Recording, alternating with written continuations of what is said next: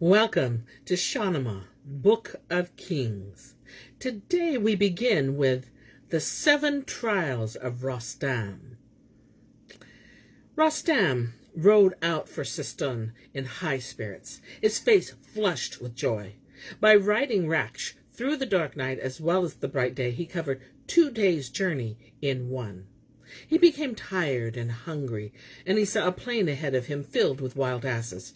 He urged Rakhsh forward with his thighs, and the ass he fixed on was unable to outrun him. No animal could escape Rakhsh's speed and Rostam's lariat together. The lion, Rostam, threw his lariat, and its noose dropped over the brave ass's head. Then he lit a fire and the point of an arrow and piled thorns and scrub onto the brush. And after he had killed and skinned the beast, he cooked it in the flames. He needed neither a table nor cooking pot. He simply ate the flesh and threw away the bones. He removed Rakhsh's rein and let him wander in the meadow. There he made himself a bed of reeds and trusted in the safety of a place where he should have been afraid. The reed bed hid a lion's lair, and no elephant dared disturb the reeds nearby. When watch of the night had gone by, this ravening lion returned to its lair. He saw a mammoth warrior sleeping among the reeds, and a horse awake standing in front of him. He said to himself, "First, I must bring down the horse, if I am to get my claws on its rider." He charged towards Rakhsh, whose spirit flared up like fire. Rakhsh brought his front hoofs down on the lion's head and sank his sharp teeth into his back. He threw it down on the ground, tore it to pieces, and rendered it, the savage animal, harmless. When Rostam woke, he saw that this lion's world had indeed become dark and comfortless, and he said to Rakhsh, "You are an intelligent animal. Who told you to fight with lions? If you had been killed, how could I have ridden to Mazanderan with this heavy mace and helmet, and this bow and lariat of mine?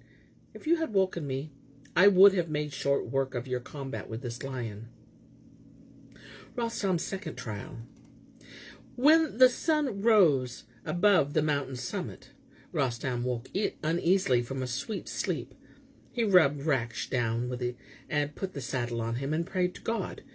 A hard road lay ahead of him, and he had to go forward, unsure of what he might encounter. Rakhsh's legs became weary, and his rider's tongue was afflicted by the heat and his thirst. Rostam dismounted, and with his lance in his hand, staggered forward like a drunken man.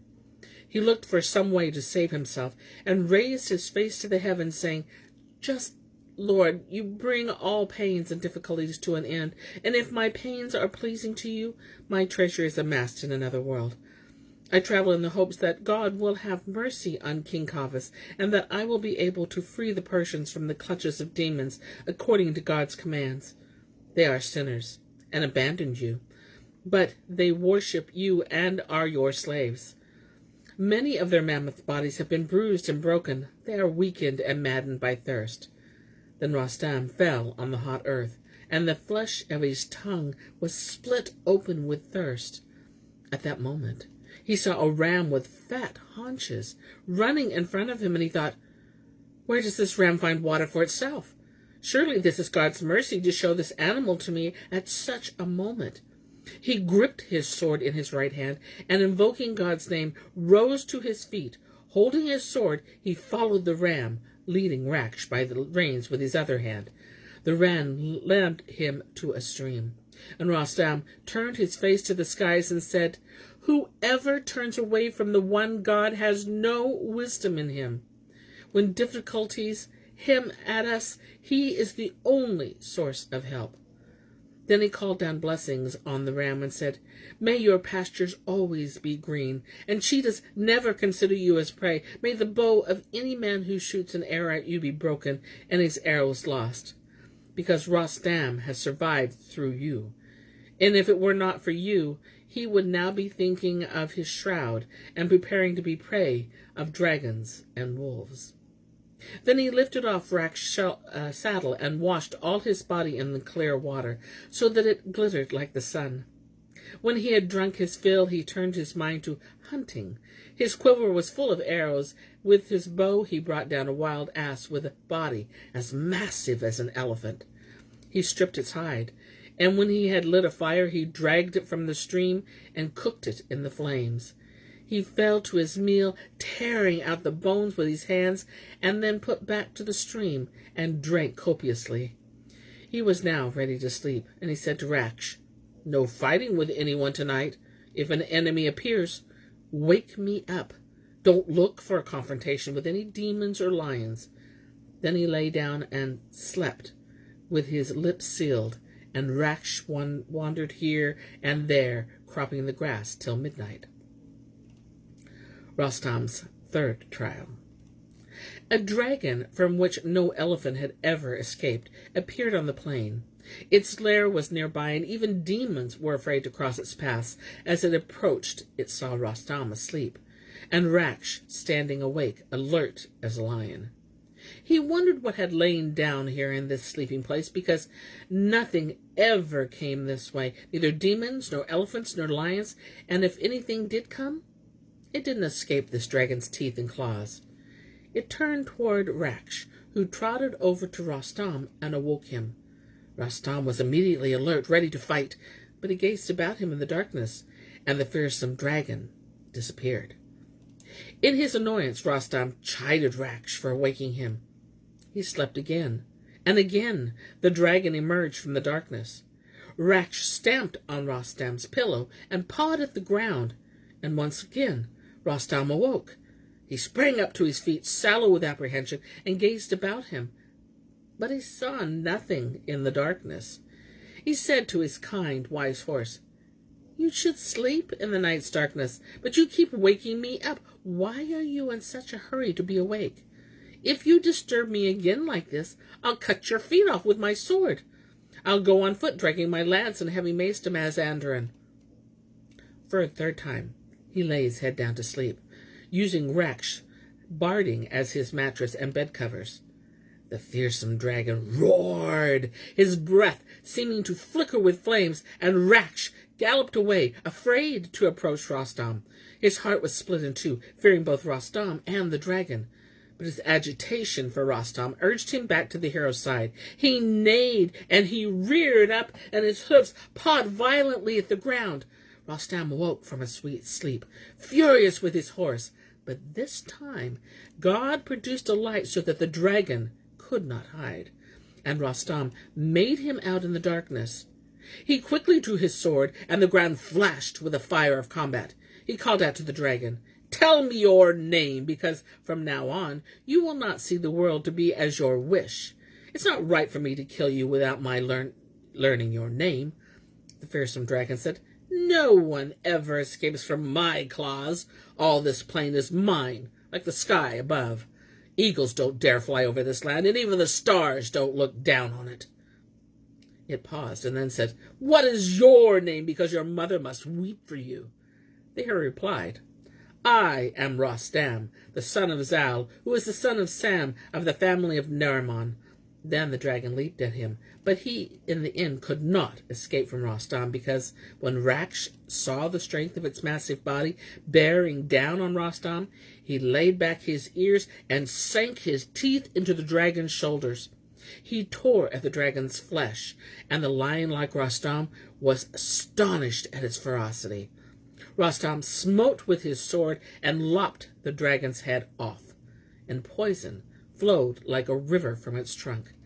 The ground beneath its body disappeared beneath a stream of blood, and Rostam gave a great sigh when he looked at the dragon and saw that all the dark desert flowed with blood and poison.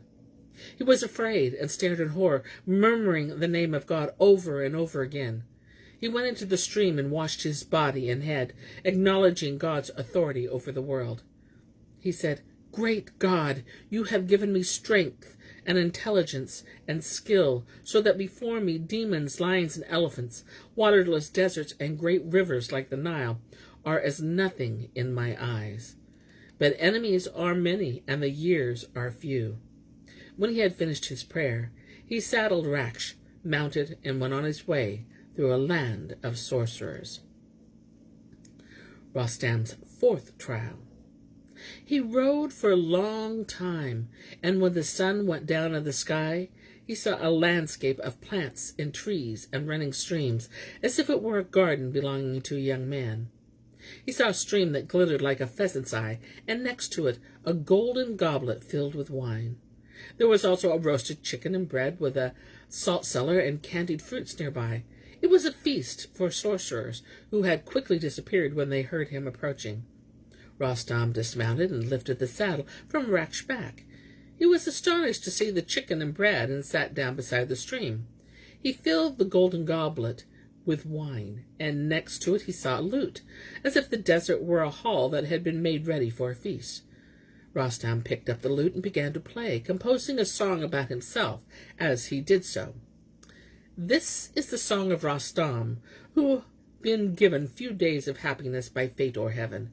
He fights in every war, in every land. His bed is a hillside or a desert sand.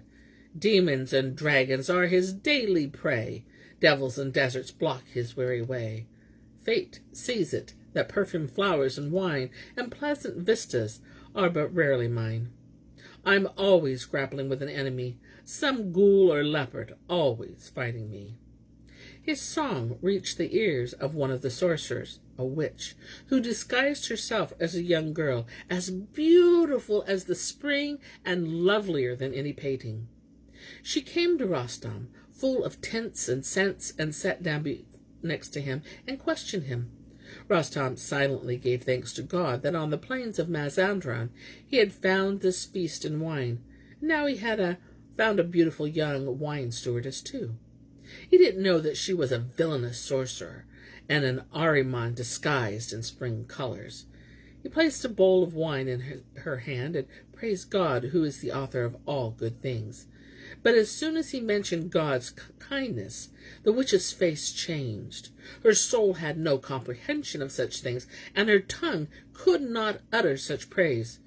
She turned black at the sound of God's name, and when Rostam saw this, as quick as the wind, he looped his lariat around her, and before she was aware, she was trapped, her head in its coils. He said to her, "What are you? Tell me, show me yourself as you are." Suddenly, there was a withered old woman in his lariat, coils, ugly, deceitful, vicious. Rostam slashed her in two with his dagger, and the other sorcerers' hearts were terrified when they saw this. Rostam's fifth trial. From there he journeyed on, like a man anxious to reach his goal, galloping onward till he came to a place that he had never seen the brightness of the sun. Dark night fell as black as an African's face, and neither the stars nor the sun nor the moon were visible. It was as if the sun were chained somewhere, and the stars caught in the coils of a lariat. He let his reins go slack, since he could see neither slopes nor streams in the darkness, and then emerged into the light, and the ground was like green silk, bright with young wheat shoots. The ancient world seemed to have grown young again, covered in green growth, and with streams flowing here and there. Rostam's clothes were soaked with sweat, and he was sorely in need of rest and sleep. He stripped his tiger skin from his chest and took off his helmet, which was also drowned in sweat. He lay both of them down in the sun and prepared to rest. He removed Rakhsh's bridle and let him wander at will in the young wheat. When his tiger skin and helmet had dried, he put them on again, and then he lay down on a pile of vegetation like a lion. But a man who had been sent there to keep animals out of the wheat saw Rakhsh and ran shouting towards him. Then he saw Rostam and slashed at his legs with a stick. When Rostam woke, the man yelled at him, "You Ahriman, why did you let your horse wander in the wheat, spoiling the property of someone who's never done you any harm?" Rostam was infuriated by his words. Instead of answering, he sprang up and seized the man by the ears, twisting them and tearing them off of his head. The man quickly retrieved his ears from the ground, screaming in astonishment at what Rostam had done. The owner of this land was a man named Olad, a fine, brave young man, and the injured servant went wailing to him. Carrying his bloody ears in his hands, he said, I went to get a horse out of the wheat and the streams. It belonged to a man like a black devil, wearing a leopard skin corselet and an iron helmet, an Ahriman or a sleeping dragon, and when he saw me he jumped up and said not a word, but ripped my ears off and flung them to the ground. Olad was with a group of noblemen out hunting in the meadows, and they had come on a lion's spoor. But when he heard this astonishing tale from his servant, he tugged at his reins and made for where the man indicated Rostam was. As Olad and his companions approached him, Rostam mounted Rakhsh and drew his glittering sword and rode toward them like a threatening cloud. Olad said to him, "What's your name? What kind of a man are you, and which king have you sworn loyalty to?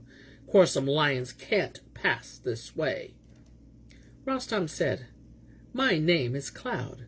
If a cloud can fight like a lion, it'll rain down spears and sword blows and lop noblemen's heads off. If my name penetrates your ears, it'll freeze your blood. Have you heard in any company of the bow and lariat of Rostam? You know what I call a mother who bears a son like you? A sower of shrouds, or a mourner of wake. Bringing your cronies here against me is as pointless as throwing walnuts at a dome in the hope that they'll stick there."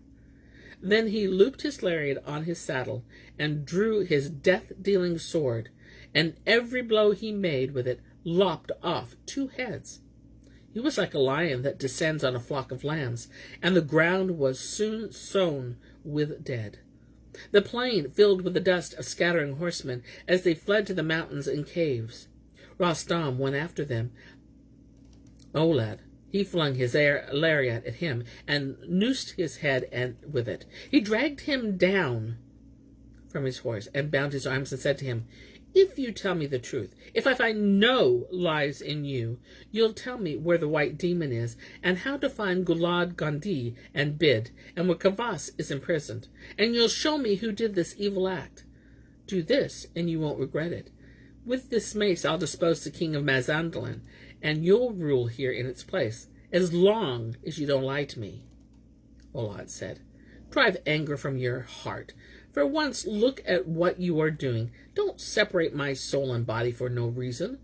You'll get from me everything you wish. I'll show you where the white demon lives, and what you are really hoping for, the place Kavus is imprisoned. I'll show you the way there. From here to where Kavus is held as 100 parsangs. From here there to where the demons are is another 100, and the way is a difficult one. In those 200 parsangs, you'll see an immeasurable cavern. It's a horrific place between 2 mountains, and even that auspicious bird, the Homa, couldn't fly over these summits. There are 12,000 warlike demons living there, and keeping watch at night. Gulad Gandhi is their leader, and Bid and Sanjay are their guards. You will see one of them with a body like a mountain, with a chest and shoulders 10 cubits wide. Despite your great strength and horsemanship, and the way you wield your mace and sword, it will go badly for you if you fight against the demons like this. After you pass this area, you'll come to a plain so strewn with rocks that a deer could not pick its way across it. A demon is lord of the marches there, and all the other demon warriors there are under his command. Once you leave his territory, you'll come to a river, which is 2 parsangs across, and beyond it is the land of the dog-headed men and those who have soft feet, and it is like a huge building 300 parsangs in width. The area is called Bargush, and from there to where the king of Mazanderan has his seat is an ugly and difficult journey. More than 600,000 horsemen roam the land there. They are wealthy, they have fine armor, and not one of them is wretched or poor. They have 1,200 war elephants, and there is no room for them in the cities. Even if you're made of iron, you can't survive in that land alone. Ahriman's file will wear you down." Rostam laughed, and he said, "Just show me how to get there. Then you'll see how all these warriors fare when faced with me. You'll find out what one mammoth man can do against their king's demonic retinue. Protected by the world's creator's will, helped by my sword and arrows and my skill, when first they glimpse my body's strength and might, and see the massive mace with which I fight. Their skins will split with fear. Headlong they'll ride, routed with tangled reins and terrified. All that I want is that you'll show me how to reach Kavus. Come on, get moving now. Rostam's sixth trial. Rostam rested neither in the bright day nor the dark night, but pushed on toward Mount Ospres, where Kavus had led his army and been defeated by the demon's magic. When half of the night had passed, a wild noise could be heard on the plain, and fires and candles could be seen burning all over Mazanderan. Rostam said to Olad, "Where's this place with fires burning to the left and right?" Olad replied, "It's the border with Mazanderan, where the inhabitants only sleep for 2 watches of the night. Their leader, Olad, Arzhang, and Bid, as well as all the warriors who follow the white demon, are making those wild cries and shouts." Rostam slept again. When he rose the sun, he used his lariat to tie Olad tightly to a tree. Then he hung his grandfather's mace from his saddle and rode in Mazanderan, his heart filled with schemes of conquest. He wore a royal helmet on his head, and his cuirass of tiger skin was soon soaked with sweat.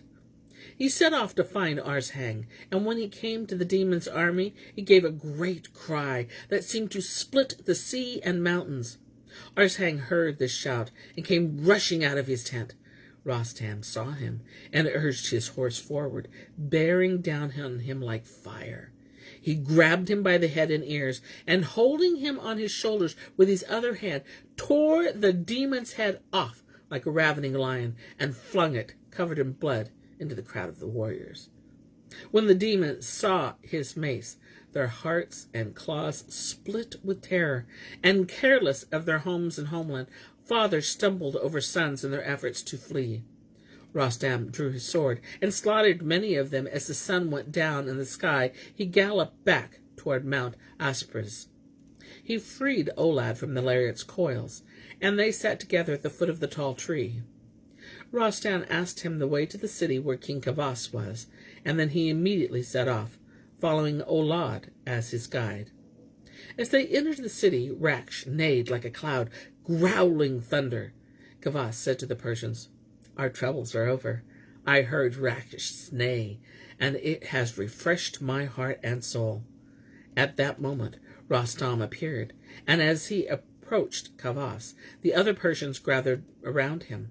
They made their obeisance before him, lamenting their lot and questioning him about the perils of his journey. King Kavus embraced him and asked him about Zal. Then he added, "Rakhsh will have to gallop unseen by these sorcerers. If the white demon hears the earth has been cleared of Arzhang, your troubles will be numberless, and the earth will be filled with the demon's armies. Go to the white demon's home now. Exert yourself, use your sword and arrows, and may God help you to bring these demons' heads down into the dust. You're going to have to cross 7 mountains, and at every stage you'll see a band of demons. A horrifying cave will appear before you. I heard it's like a pit, and it's filled with terrors. Its entrance is crowded with warrior demons who fight like leopards. The white demon lives in that cave, and he is both the hope and fear of those warriors. But if you can destroy him, they too will be destroyed, because he is their leader. Our warriors' eyes are darkened with sorrow, and I live sightless and bewildered in the darkness.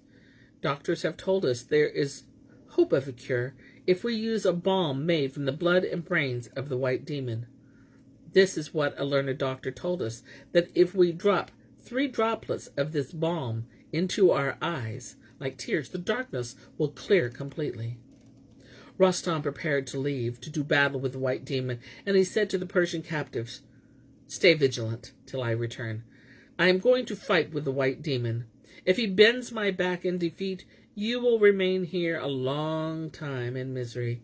But if the Lord of the Sun grants me success under a lucky star, you will see your homes again, and your thrones, and the royal tree will bear fruit once more." Well, there you go. That's the end of our tales for today. But I'll be back tomorrow with more, much more. Until then, my friends.